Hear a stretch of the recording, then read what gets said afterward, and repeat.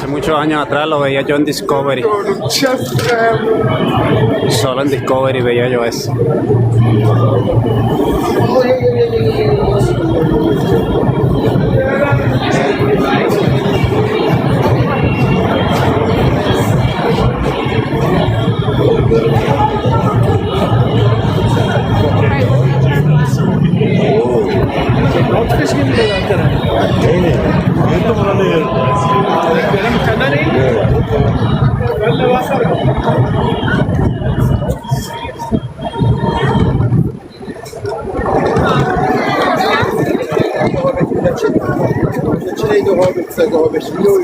Fish Bakery.